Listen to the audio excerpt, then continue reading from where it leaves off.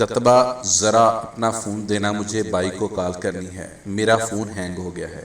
حرملہ نے شوہر سے کہا۔ اس کا بھائی آسٹریلیا سے پاکستان آ رہا تھا۔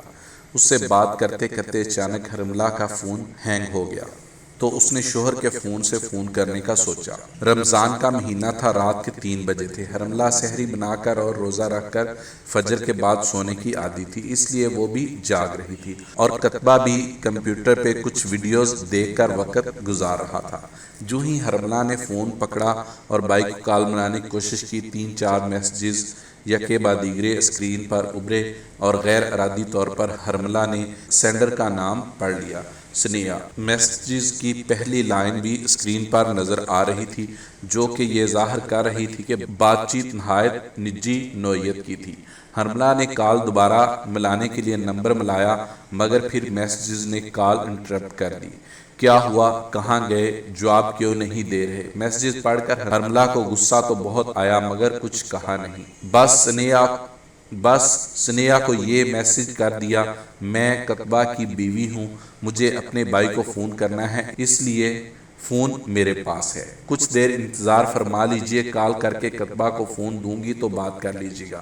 اس کے بعد اس نے آرام سے بھائی سے بات کی اور فون کتبہ کو واپس کر دیا اور واپس اپنے کمرے میں آ گئی۔ جب سے ان کا پہلا بیٹا پیدا ہوا تھا، کتبہ نے یہ کہہ کر کمرہ بدل لیا تھا کہ بچہ ساری رات جاگتا ہے، اس لیے میری نیند ڈسٹرب ہوتی ہے، جبکہ اصل بات یہ تھی کہ اسے اپنی گرل فرینڈز سے بات چیت میں پرابلم ہوتی تھی، اس لیے وہ الگ کمرے میں رہنا چاہتا تھا۔ ابھی وہ اپنے کمرے میں آئی ہی تھی کہ کتبہ چیختا ہوا آیا، تم نے سنیہ کو میسج کیوں کیا؟ کیونکہ وہ پریشان ہو گئی تھی کہ تم جواب کیوں نہیں دے رہے اور اس کے میسجز کی وجہ سے میں کال نہیں کر پا رہی تھی۔ حرملہ نے آرام سے جواب دیا، ہاؤ ڈیئر یو، تم نے میرے میسجز کیوں پڑھے؟ وہ دوبارہ چلایا، آرام سے بات کرو، بچے اٹھ جائیں گے، میں نے میسجز نہیں پڑھے، جو اسکرین پہ شو ہو رہے تھے بس ان پر نظر پڑ گئی۔ بائی دا وے، تم شاید بھول رہے ہو کہ میں تمہاری بیوی ہوں، جبکہ وہ جس کے لیے تم اتنا لڑ رہے ہو وہ تمہاری بیوہ کزن ہے، جس کی بیٹی 24 سال کی ہے اور وہ تمہارے لیے نامحرم ہے۔ بجائے اس کے کہ تم اسے منع کرو کہ وہ کم از کم رمضان میں تو سکون سے بیٹھ جائے، تم مجھ پر چلا رہے ہو۔ حرملہ کو شدید غصہ آیا، بکواس مت کرو اور نکلو میرے گھر سے ابھی اور اسی وقت۔ کتبہ شرمندہ ہونے کی بجائے اسی پر چڑھ دوڑا۔ ہاں چلی جاؤں گی، تم جاؤ، سنیہ انتظار کر رہی ہوگی تمہارا، جاؤ، تمہاری عبادت کا حرج ہو رہا ہے۔ حرملہ نے بھی دو بدو جواب دیا۔ کتبہ بڑبڑاتا ہوا چلا گیا۔ یہ پہلی بار نہیں ہوا تھا کہ حرملہ کو کتبہ کے افیئرز کا علم ہوا تھا، بلکہ شادی کے صرف 2 سال بعد ہی جب وہ میکے سے واپس آئی تو کتبہ آفس جاتے ہوئے اپنا سیل فون گھر پہ ہی بھول گیا۔ جب تک اسے علم ہوتا کہ فون گھر رہ گیا ہے، اس وقت تک کتنی خواتین کی کالز آ چکی تھیں۔ حرملہ نے ان سب کے نمبرز نوٹ کر لیے اور سب کو فون کیا۔ سب کا کہنا تھا کہ کتبہ نے مجھے کہا تھا کہ اس کی بیوی بیٹے کو لے کر چلی گئی ہے اور خلا لے لی ہے، وہ بے حد تنہا ہے اور کسی سہارے کی ضرورت ہے۔ حرملہ نے انہیں بتایا، میرے ساتھ کتبہ کی پسند کی شادی ہے اور میرا بیٹا صرف 1 سال کا ہے، میں اپنے میکے گئی ہوئی تھی، خلا لے کر نہیں۔ سوچئے اگر مجھ سے وہ اتنا مخلص ہے تو آپ کے ساتھ کیا کچھ کر سکتا ہے۔ بائی دا وے، آپ کو شاید یہ بھی علم نہ ہو کہ میں اس کی پہلی بیوی نہیں بلکہ چوتھی بیوی ہوں۔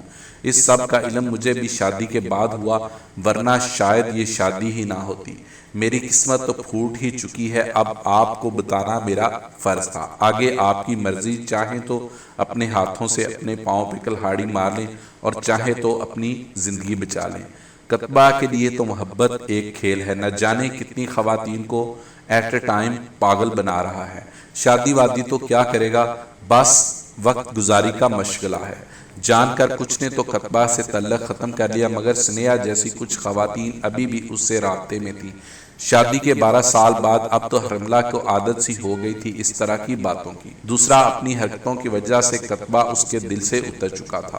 وہ اس کے ساتھ صرف اپنے 2 بیٹوں کی خاطر رہ رہی تھی کہ بچے باپ کے سائے سے محروم نہ رہیں، ورنہ ان کے درمیان کوئی تعلق واسطہ نہ رہا تھا۔ اب اگر کتبہ ایک نہیں کئی خواتین کو گھر بھی لے آتا تو اسے پرواہ نہ تھی، اسے پرواہ تھی تو صرف اپنے بچوں کی، جس کی وجہ سے اس نے کہہ دیا تھا تم چاہو تو ایک نہیں 4 شادیاں کر لو میری بلا سے، بس مجھے میرے بچے دے دو اور طلاق دے دو، مجھے تمہارے ساتھ رہنے میں کوئی دلچسپی نہیں۔ مگر قطبہ کی عجیب فطرت تھی، نہ تو وہ حرملہ کو چھوڑتا تھا نہ ہی دوسری عورتوں کو، شاید اس کی فطرت میں ہی ہرجائی پن اور دوسروں کے جذبات سے کھیلنا لکھا ہوا تھا۔